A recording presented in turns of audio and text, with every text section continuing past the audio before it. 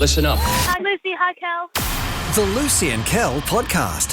Hey, everybody. Welcome to a Friday podcast with a very pumped up and energetic Lucy. Ain't nothing like a Friday podcast. Ain't nothing like a Friday podcast. Ain't nothing like a Friday podcast. Friday in your face. I love that. That's extraordinary considering you have absolutely no energy left. I feel like my eyes aren't even open. They are hurting. I'm that tired. That's really bad. It is bad. This is a very informal way of Friday. saying hello to Casey. Hello, Casey. Yes, hello. My eyes aren't hurting yet. You've both worked very hard this week. I'm proud of you both. Well worked done. hard too, Great Kel. job. I want to acknowledge that's a great jingle. Thank you. Is that our Friday podcast Yes. jingle? Yeah, sure. All right. A couple of things I want to get across the line in the podcast today. One, we're going to address Lucy being so tired very shortly. Mm-hmm. Two, I'm seeing a lot of the Cannes Film Festival, and I have a thing about the Cannes Film Festival. Yes. Are we calling it the Cannes Film Festival? That's correct, my friend. Because I know people are calling it Cannes as well. Oh, cans. Oh man. Cannes. The French might call it something different because it is their language. The Cannes Film Festival. But I think most people call it Can. Cannes. No, it's can. It's can. Cannes. Yeah. Cannes Yeah. Film Festival, historically one of the most prolific film festivals. It's Yeah. the one that everyone wants to go to, Correct. and you want to do well. But it's getting ridiculous. I keep seeing these movies that you and I will never see, Los. Yeah. And I don't want to sound like a Neanderthal, but here's my take on the Cannes Film Festival. Cannes Film Festival. A lot of movies, a lot of art, Yeah. a lot of movies we'll never see. Yeah. All getting standing ovations. Have a guess at how long some of these standing ovations are going for. Oh, wow. For a movie. 3 people will see. 10 minutes.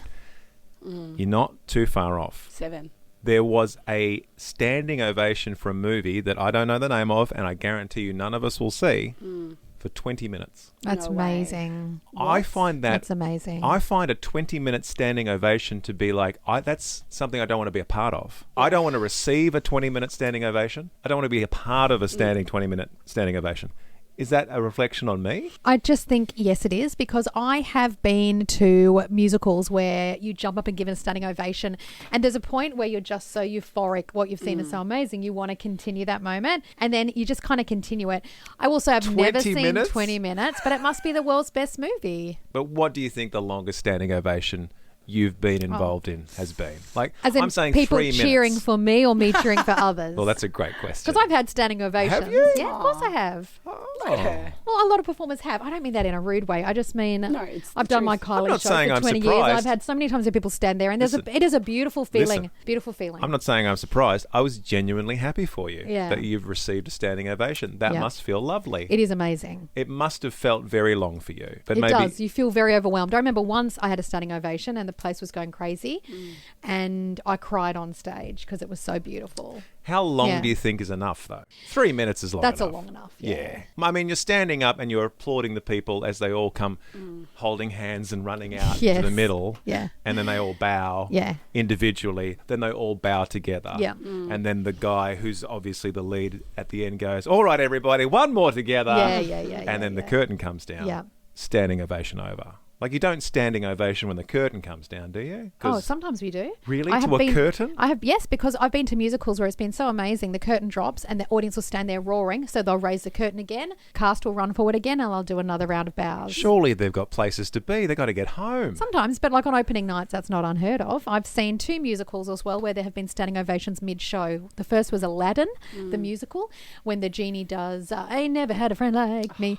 And the guy that they brought out was from the States, and he was so extraordinary. And that part of the Aladdin stage musical is the highlight of the musical. And the whole theatre jumped to their feet, and they probably roared for about 5 minutes. They had to stop the musical. I'd never seen anything like that. Second time I saw that was just recently, Jesus Christ Superstar, Yes. when Michael Yeah. Painter, playing as Jesus, sang Gethsemane. Yep. And then again, opening night, people leapt to their feet, and there was a mid-show standing ovation that went on for a very long time. That was good, though, because what I liked about that was it was well-deserved, but also I got the feeling that a lot of the cast, including Michael himself, was, that's enough, let's get on with it. Oh, they are very Yeah. much like Which that. I love. Performers are very much like, kind of got to get home. Yeah. Yeah. Getting Let's late get on now. with it. We've still got 7 songs to go. What I would love to know is, have you started a standing ovation? Because I know you have that energy sometimes where you're like, this deserves a Yes, I standing. have. I did, and I can tell you and when. no and one's where. standing up in front of me. Tell you when I did it. It was again recently in the last year or so. Front row. I had front row centre seats to see Sunset Boulevard with Sylvie Palladino. Now, they brought over Sarah Brightman from the UK to headline it, but Sylvie was doing sort of every other show. And no offence to Sarah, but I wanted to see Sylvie Palladino. She's a friend. She's extraordinary. Superstar. I got front row seats in the middle, which was kind of wild. Sylvie was amazing, like hands down, boots the house, brilliant. And so at the very end of the show, I'm front row center. I didn't care. I just stood up in front of the entire theater and was like, went crazy. And it was quite funny because I knew a few people in the cast and I knew Sylvie, and they all laughed at me and then they motioned to me. But then the whole theater rose to their feet as well. Good. It takes one person to start a standing ovation. And let me just say this while I'm on my rant. That's very profound. It takes one person. Australian audiences can be notoriously rude sometimes.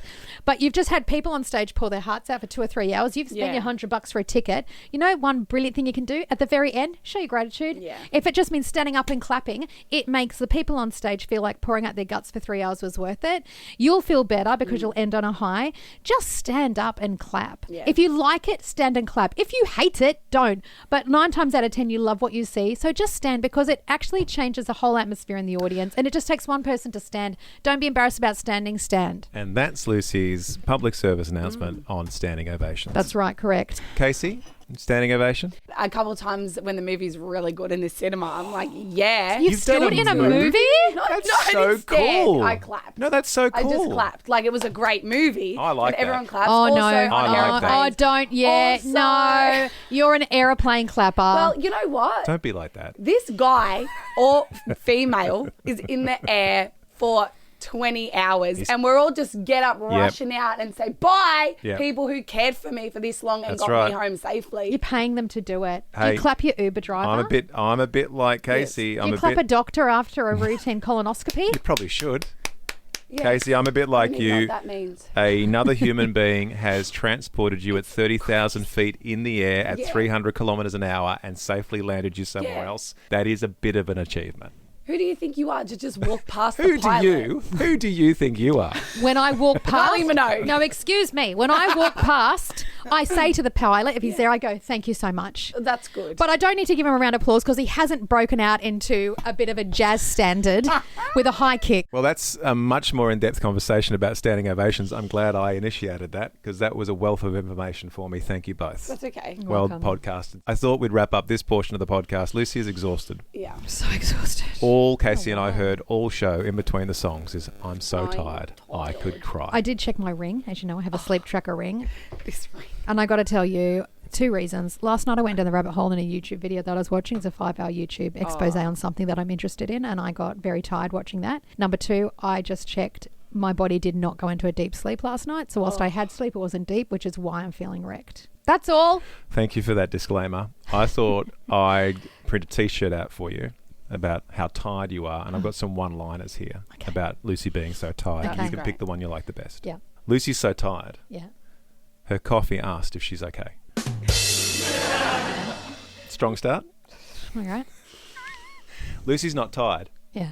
She just has a strong emotional connection to her bed. No. Lucy's not tired.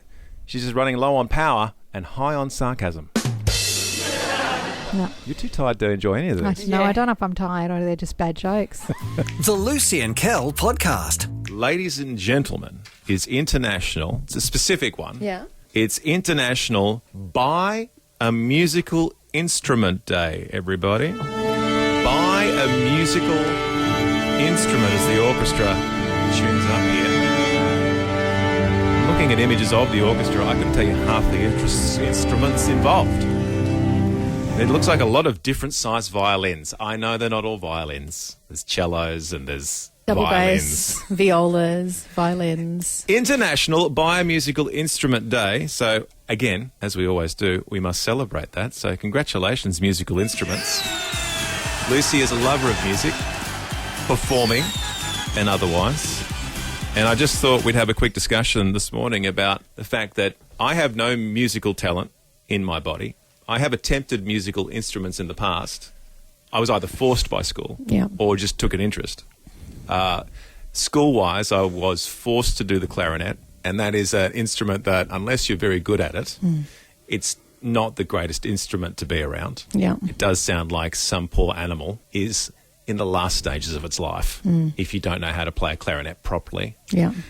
So I failed at clarinet. I did half a year in year 8 of clarinet. We were tricked into thinking we were going to play the saxophone, but I don't believe my school even had access to saxophones. Yeah. But they said the clarinet is the gateway to the saxophone. It is. And this was still back in the 80s when a saxophone was an actual instrument that was played in music. Yeah. I don't know if it is Yes, anymore. it is. Yeah, but you know, it was in every 80s song you've ever heard. I know. And now it's not. Now Yeah. it's more like a jazz instrument Yeah, true. and stuff like that. So, again, if I had successfully committed to saxophone, I don't know how much of a job opportunity I have now. No, you'd be very surprised. But if my saxophone playing was just the middle bit of every 80s pop song, then, you know, not a lot of, not a lot of work. I could do Baker Street. I guess I could do Lady Baker Gaga Street. brought it back recently, actually. Well, thank you, Lady Yeah, Gaga. so don't worry.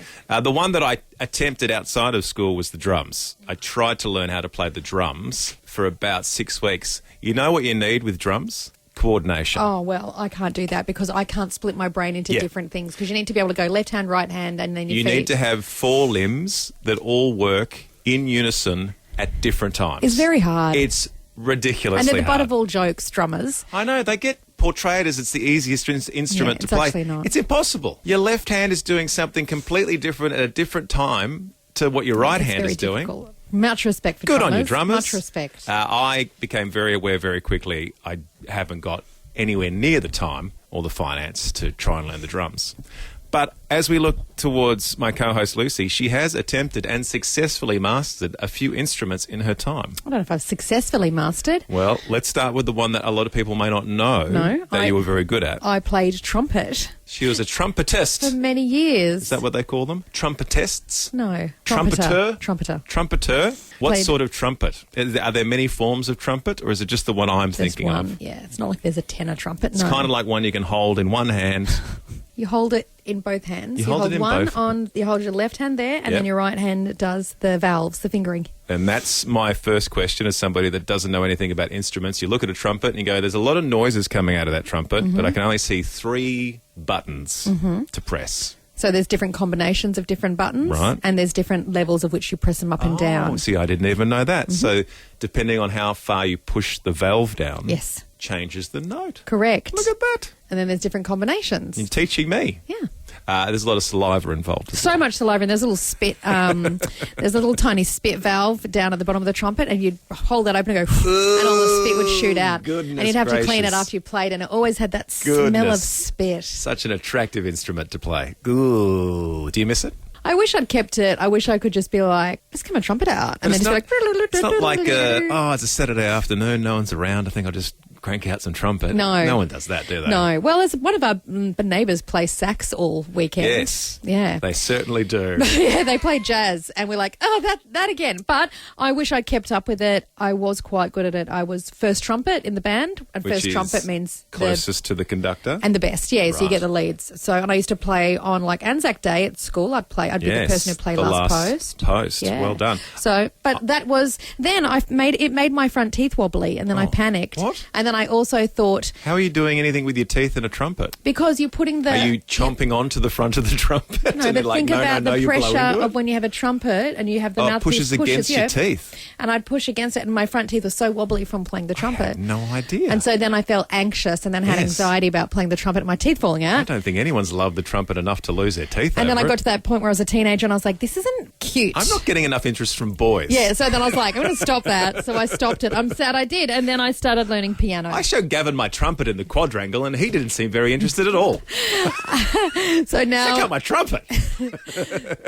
that's offensive. My teeth are falling out. Why don't boys like me? I'm beautiful. Mum said so. Okay. So that explains a lot. Then I did piano. I was going to say, then you moved on to, and this is, I want to lead the question this way, because this is the instrument that I can't even say the word instrument, let alone play them. This is the instrument that I wish I knew how to play, Yeah. and that is piano.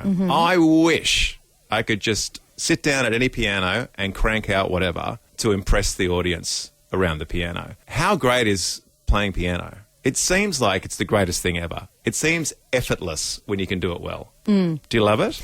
I do. I wish I played it better. Is it, again, left hand, right hand, two hands doing two different things? Yes, and you're Yeah. also reading two different musical staves. So Right, you've got your I'm treble out. clef and your bass clef. All right, it's so too it's much. not like you're in two treble clefs. You actually, your brain is split completely, Oh, it's reading worse than bass drumming. clef and a treble clef. It's worse than drumming. I think piano would be the instrument I wish I could play. Is there an instrument you wish you could play? Piano brilliantly. Brilliantly. Yeah. I think everyone does. Or I would love to have been able to just pick up a guitar and be like, guitar, guitar, guitar, guitar, guitar. I think everyone would think guitar. I think everyone just thinks, I want to be in a band, want to play guitar. But I've Yeah. never really been that attracted to guitar. I did go through a phase where I would have loved ukulele. Because I thought, imagine having a little ukulele and then pulling it out and just singing a song and everyone going, she's so quirky. I don't know enough about anything when it comes to music, but I would think ukulele would be the most annoying of all the guitars. It's the most annoying sounding guitar. You like it though? No, I love it. Beautiful. Have you not played like here? Yeah, but it's up here under your chin and like ding, ding, No, ding, go ding, listen ding, to ding, go ding, listen ding. to someone playing. There's a very famous person. There's only one song you can play, and that's Tiptoe Through the Tulips. No, there's a beautiful Somewhere Over the Rainbow that's very famous, done on ukulele. We've got Candace, who is in Frankston, who says, I play the piano, Excellent. the clarinet, Excellent. the harmonica. One of Lucy's dreams. I'm teaching myself violin and flute. We saw a young man, a young gentleman, would have been in grade 5 maybe, played the violin the other day. It's grade 6, Isaac. My goodness gracious. He was amazing. I lacked so much talent. It was amazing. Yeah, he was. My 'Cause daughter's the school. violin, you're either playing it well Yeah. or you're ruining everybody's time because of the way it sounds when it's played And that little badly. boy plays like Played so well. 4 instruments. Amazing. As well. Candace goes on to say she's teaching herself violin and flute, but she's always wanted to learn the bugle. She goes on to say, my grandfather played in the army, and that's why she would love to learn to play it. Couple of things. Yeah. Well, let's go with the bugle first. Yeah. Is the bugle a trumpet without valves? Yes, it's Great. just the one that's kind of curved. So the only way you can change a Yeah. note on a bugle is the way you're Embouchure. forcing air into it. It would be your embouchure. What's an embouchure? The embouchure. Sounds lovely in a lounge room. Check out my embouchure. No, the embouchure is your mouth positioning. So Excellent. it's the use of your lips, your facial muscles, your tongue, your teeth, and playing Excellent. brass or wind instrument. Wonderful. And then what's this teaching myself business? What are we doing where we say we're teaching ourselves? you doing? Because don't you need somebody to teach you? Or can you just make it up as you No, go? YouTube. Oh, YouTube. ChatGPT, teach me how to play a trumpet. Chat would be like, all right, Will that's it a teach great you? question, Lucy. Yeah, he could teach you. Here's some videos. Yeah. Oh, yeah. Yeah. The bugle. Wonderful. Thank you very much Yeah. for that There's not response. many notes you can do on a bugle, I don't believe. All right. It is limited, but it'd be wonderful to learn how to play, yes. Brian would love to learn to play the violin. I've never really been that attracted to the violin. Mm. Well, I don't know. It's just like it seems like a complicated instrument to learn in the first place. And one would think you'd get a very sore neck after a while. Yeah. Because your head's always tilted to the... I did think my daughter's learning flute, actually. My daughter learned cello and now she's doing flute. And she does look very cute doing the flute. She looks like a little elf. A flautist? In fact, she looks like so much like an elf. I did put the photo of her playing flute into chat and say, turn it into an elf. And she did love that photo. It looks very cute. Am I making this bit up? When you're playing a flute, Yeah. do you have the music attached to the instrument at the end of the flute? No. Like the stand is attached to the flute while you're playing the flute. I'm making that up? You're making that I'm making that up. Cool. Unless you were like a busker and you jerry-rigged it somehow. But no, a Bit of flautist... heavy lifting with the flute? A flautist would just use a normal music stand. Okay. They don't have a miniature book on the end Yeah. of their flute. There are so no- they can dance around the stage. There are no silly questions. There are silly questions, except and for you've the ones just that I asked asked. one. The Lucy and Kel podcast. You're going to love this next bit. Oh, spoiler alert. My friends, yesterday I had what can only be described as a fashion emergency.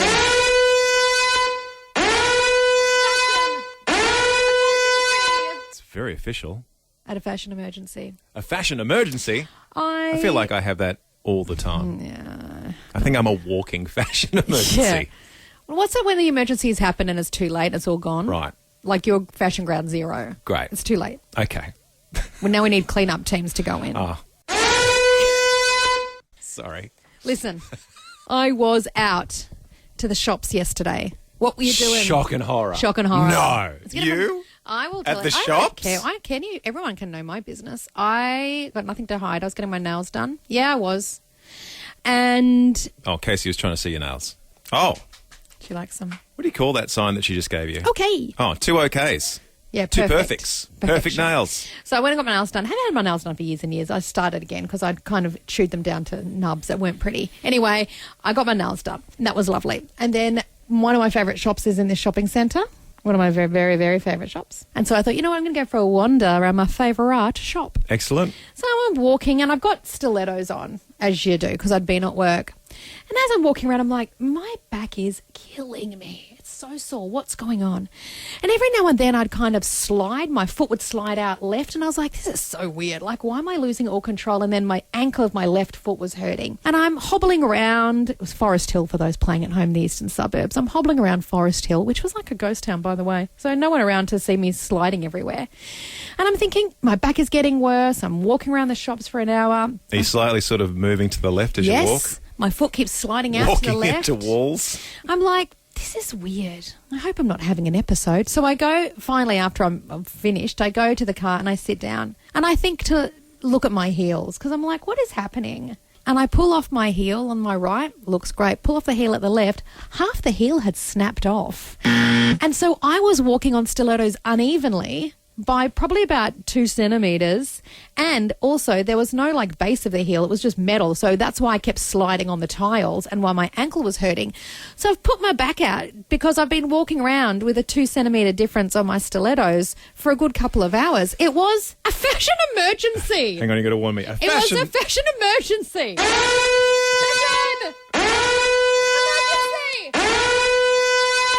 I've never worn them myself. Good. But some horror stories when it comes to high heels. It's a very dangerous item. You know, I don't know. I know The a man. high heel? I know a man invented high heels. That's not a joke. A man did invent it, and I don't know why we went. You know what's good? Putting women on their tippy toes with a pencil underneath their heel. That's gorgeous. But still, I'm a sucker, and I love them. You challenged somebody that we know and love to a race in high heels once, and he almost blew both his ankles out. No, that. Do you know what happened? I know he pushed you over and almost hurt you and sent you to hospital. Yeah. Yeah. My first 'Cause he's very co-host competitive. and I did a running race in stilettos, and he gaffed stilettos to his big size 13 male feet, and then we ran, and I of course was winning. So my co-host at the time, Luke, grabbed me so hard and swung me, threw me backwards. He put my back out. I went to hospital, and then I had You both have a very... and then I had like a workers' compo claim because I couldn't work because my back was so damaged by my first co-host. So radio is dangerous. Did you have to write the description of injury and how it occurred? Yeah, because it went through workers' compo, and it had to be good. like we were competing in a high heel race. And my co-host and I are very competitive. Was that a fashion emergency? I think Luke wearing high heels... That was a fashion emergency. not that many people may know who Luke is, but No. if you'd seen him, it is a fashion emergency. Well, are we going to ask this question? A wardrobe malfunction, as it were. Yeah. Can I just How say? can you bust the back of the high Don't heel know. in half? Like, normally it just comes off the Yeah. whole thing. No, don't know. You snapped it off somewhere. Well, I think the big plastic bit at the bottom's come off, and then it's just worn down. Oh, Yeah. okay. So you're on your rims. Yeah. That's Sparks are exactly coming it. out the back of the coming high out. heel. But can I just tell you, just quickly, this is the second time I've had a fashion emergency at Forest Hill, and I'm surprised you forgot about this one. I've told this other one on air before. Casey won't have heard it. Many of you won't have heard it.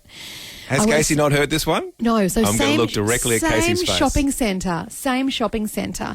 Years ago, a decade ago, it was summer. I had a beautiful, long, flowy, strapless top on, a dress on. So lovely blue and just gorgeous floral. And I'm on the escalator coming down. And as we're coming down, the dress chews into the escalator and starts pulling down. I've got your mic live, Casey, just for your reaction. The dress is about to be torn off my body, and I'm about to be starkers in Forest Hill. And as this is all happening, as my dress is being chewed up into the escalator, literally your brain works really quick. Across the way was a massage place that had curtains, and I thought, if this rips off my body and I'm starkers, I'll run nude to the massage place, wrap myself in a curtain and ask for help. So in my head, that's what I'm doing. But at the very last minute, as I'm just about to protect my modesty, I pull with all my might the dress out of the escalator. It rips off, like the dress is destroyed, but my dignity is not destroyed. I will say... Both at Forest Hill. Forest Hill, dangerous place to wear clothes. Is it built on a graveyard? Who knows? We Because... don't want to spread those sorts of rumours. What we will say is having your dress chewed up in an escalator and almost being naked at Forest Hill Chase, fashion emergency. Yeah. So Yeah. I think that's the question this morning. Yeah. Abby says that fashion emergency alarm just woke her up, by the way. Sorry about that. Sorry, Abs. We should put out a warning. This is not an official alarm for anything other than fashion. Eric says, I've worn socks and sandals. I went to the Script concert a few years ago. He goes, people think I am a fashion emergency. I think that's another, that's like me. You said there's different types of emergencies. There's fashionable people and their clothes fail them. Yes. Or there's just people that A walking are like fashion me. emergency, that's right. With socks, are socks and Crocs on any level? Any level, is that cool? Some socks and Crocs, yes. Okay. He's wearing sandals and socks, no. Oh, faux pas, fashion Yep. emergency. Noah has texted in. He's 12. He was getting ready for inter-skill spots last week. His shorts ripped. Not down the side, down the front over his left leg. Oh, Lucky, dear. he said, I had on good undies, and not many people saw it. That's what Mum always says. Make sure Wear you're your wearing good undies. Wear your good undies. You never know. Joshua says this. I went to church one day sporting new thrifted shoes, a nice brown pair, don't you know? I was walking down to my seat in the middle of the church and the right shoe exploded. The sole completely separated from the shoe in the middle of the aisle. I picked up the disintegrated shoe and walked out of church with one sock. He goes, I will admit the shoe was quite fashionable, but it was old. My name is Joshua, and that was my fashion meltdown story. Blew a shoe out, like in the Formula One at 300 kilometres an hour. I'm glad he's okay. Well, what you going to do? We're going to go to the calls. Cheeky Thomas from Listerfield joins us. Good morning, Thomas. Good morning, Lucy and Kel. How are we today? So Always good. better for having you on board, Thomas. Thank you so much for contributing to the show. Let's talk about your What fashion happened? emergencies. Yeah. So this happened probably about 10 years ago in my early to mid-20s. Brand new job, sales job, having to wear suit shirt and suit pants, but having to also go into warehouses where they were always dirty. Yep.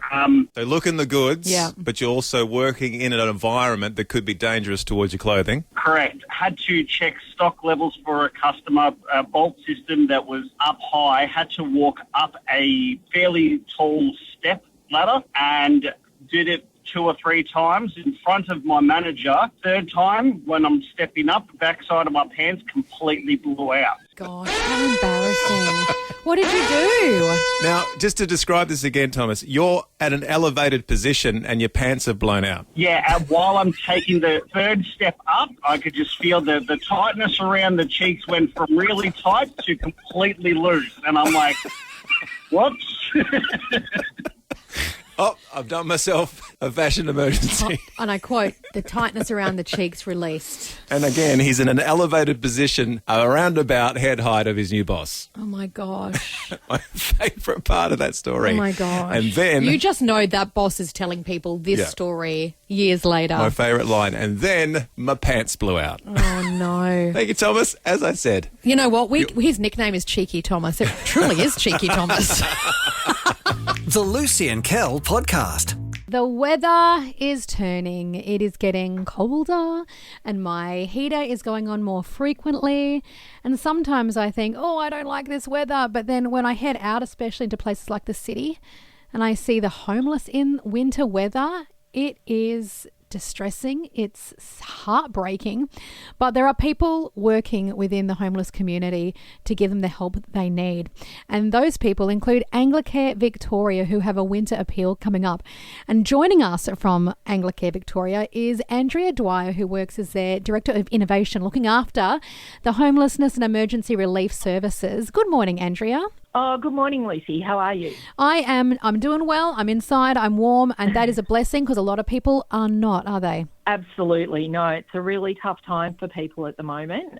With the cold weather really hitting us, we've seen that this week already.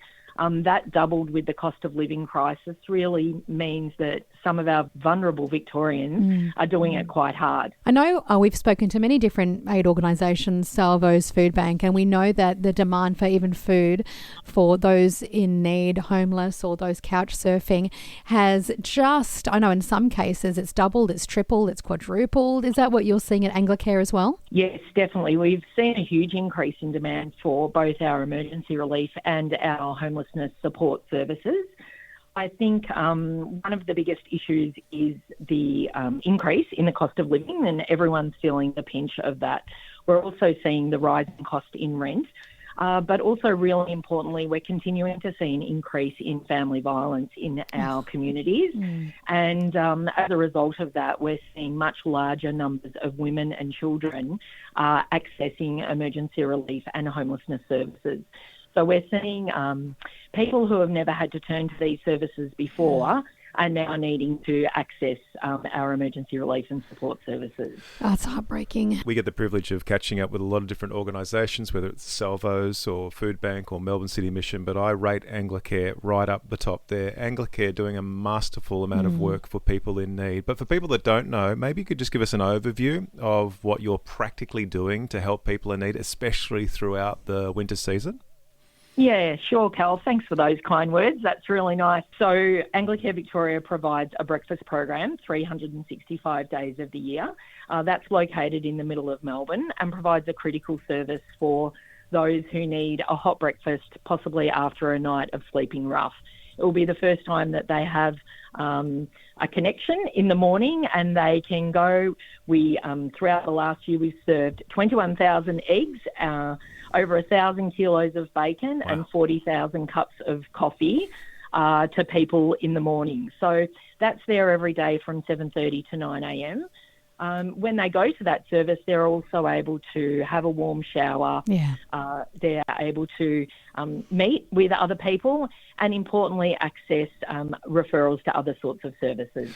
So, Which is key. I know the experts that we talk to, the chaos of a lot of these people's lives, the unpredictability and the unknown of what their day may contain, to have something that's consistently happening for them each and every day. And as you said, a safe space for these people is an amazing service that Anglicare provide. Yes. I think the important thing about that is that's all based on donations. So we don't receive any government funding for that service. And that's one of the reasons why our annual winter appeal to raise funds for these critical services is so important, because it does allow us to provide both immediate help for things like food, clothing, shower, some warmth, but also that long-term support to people, referral to homelessness services and other types of services to try and break the cycle of homelessness for them. So, Light Family, whilst you're shivering this winter, as we lead into it, please stop and think about those who are facing a very different reality this winter. And to find out more about Anglicare's winter appeal, you can get your workplace and your school involved or your church involved. Just jump on the website anglicarevic.org.au. Before you go, Andrea, many years ago, Kel abseiled down a skyscraper in the city for Anglicare. Him and a listener won, and he abseiled down this skyscraper in the rain, mind you, as I sat at the bottom because I think I was pregnant at the time. Do you still do that? Can I still get him up a skyscraper and drop him off the edge? I really hope you don't. Does it still happen? Look, I've got some good news for you, Kel, and some bad news for you, Lucy. Unfortunately, we don't run that particular appeal anymore. But it was great to be able to push people off the edge.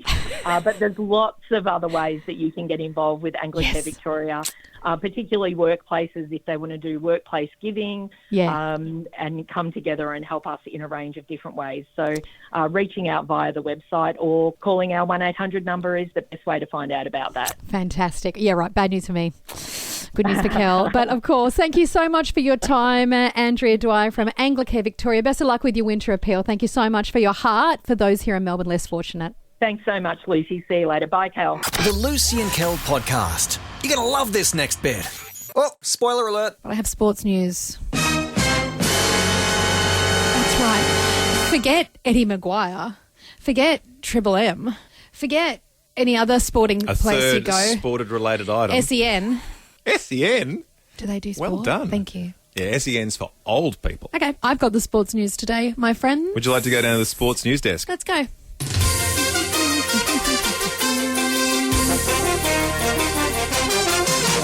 Scott Pendlebury. No.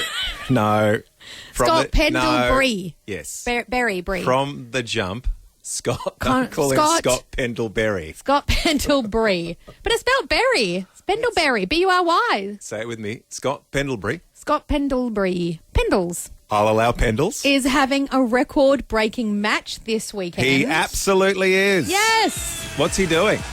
He's played it so much. He's Played the what? most footy And he's played it the most of anyone This week. this week. It's pretty good for you. Yep, he's played so many. Do you know how many exactly? Lots. 100? Higher. 200? Higher. 300? Higher. 1,000? Much lower. Let me see what Google says. So when you say you're going to talk about sport, I feel like the specifics aren't what you're going to talk about. No, not at all. So let's acknowledge Scott Pendlebury will be playing the most amount of AFL games in the history. 433rd match. That's a lot. That is the most. That's a lot.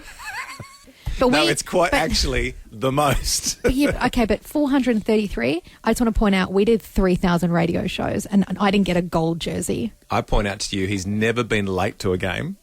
And he's also Are you running, insinuating I've been late? No, I'm just saying he's running for 2.5 hours every time he plays a game. That's what it feels like doing this show. With me? Yes. Are you saying you're like Scott Pendlebury? I'm the Pendlebury of Christian radio. Again, not Pendlebury, please. I don't even follow the team, but I just realised that every time you say Pendlebury, there'll be another Collingwood supporter out the front of this building. And by 9 a.m, there'll be torches and pitchforks. I love it. Now, listen, the story I saw, though, is what I want to talk about. Right, what's the story? The story is he got his kids to design his boots for this record-breaking game. And what the kids did is I'm watching a lovely video. They're filming it. He didn't just give them boots. He gave them paper.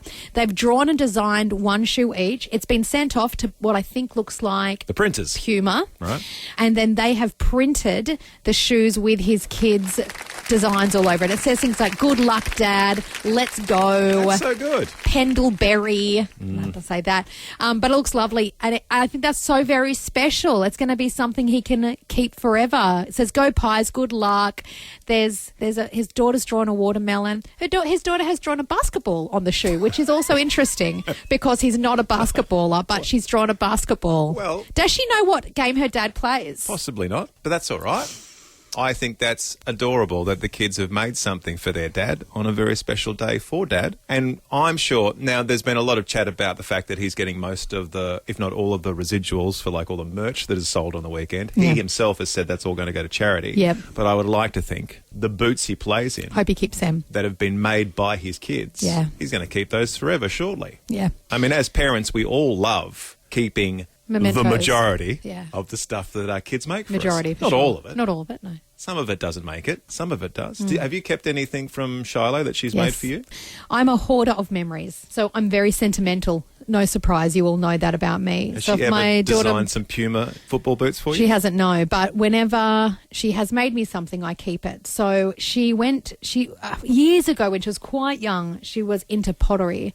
So we sent her off to pottery lessons, and I have the very That's first all you can piece do of, with pottery. Be into it. Yeah. I'm into pottery for this very short period of So time. the very first thing she made, and she was probably about 8, was this pen holder that's in the shape of like a dog. It's lopsided. It doesn't really stand up, but I still have that. It's doing a lot more than I would have thought, because mostly when you're first into pottery, you're just doing a bowl. Yeah, but no, this she's was called a it full- a pen holder. This is a pen holder with legs and dog ears And and now a you're nose telling me and- she's turned it into a dog. That's very impressive. It was beautiful, and so I've got that. That is something that I have treasured. I That's still somewhere got in the that. house? Yeah, that's somewhere in the house. I'll look out for that. Put away so no one breaks it. And she also, in pottery, on the actual, what's it called, the spinny thing. The pottery wheel. The pottery wheel. She made me a little You've bowl. never been into pottery? No, I was paid for it. And I've got a little pottery bowl she made as Yes. well. That was very special That's to me. lovely. Yeah. Has she initialed it? Yeah, she did. That's wonderful. And also when she was like in daycare, when she was like 2 or 3, she beaded me a key ring for Mother's Day. She was like probably 2. Like, so it's like this big wooden, bright coloured beads, and she's beaded the word mum into it. And she was a baby, and I have that hanging on a handbag. My mother, I know this for a fact, my mother was a primary school teacher her whole life, so I think she's built for this sort of stuff. But my mother, to this day, I'm 49 years of age, and my mother has access to, she could go right now down the hallway and access my finger paintings from kindergarten, signed by yours truly. Wow.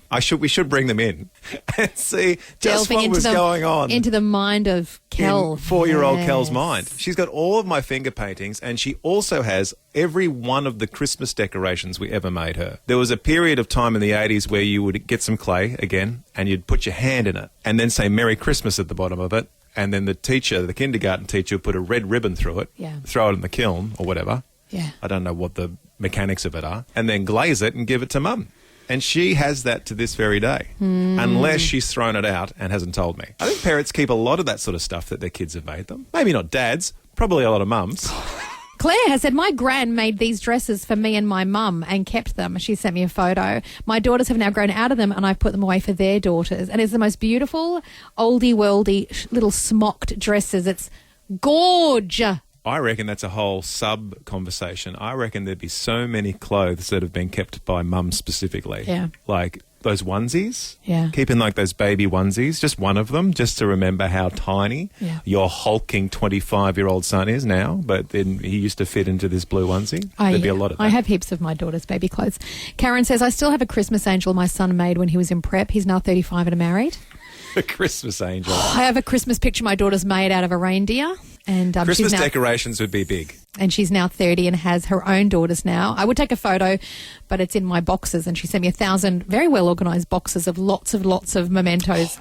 Well done, Karen. That's amazing. Mums love storing stuff too. Mums be labelling boxes. Oh, they love it. Love a label. Love a label. Love some organisation. Some storage. An excellent text. Sylvia in Keysborough. I'm a hoarder of my kids' handmade presents. The standout is a clay sculpture of me from childcare my youngest daughter made. It's really scary to look at it, but how can you throw it out? She goes, the best memory, though, was throwing out one of her paintings which she found. She was 4. She found it in the recycle bin and she was devastated. Her reply was rather dramatic. Why would someone do this? Kel is a king of throwing things away when kids aren't looking, by the way. I'm efficient in the memories I choose to keep of my children. In fact, anything you put down at our house, Kel will put in the bin. I do love that phrase too in that middle of that text. Very well written, by the way. Looking at the statue and then your kids are like, what do you think, Mum? It's haunting.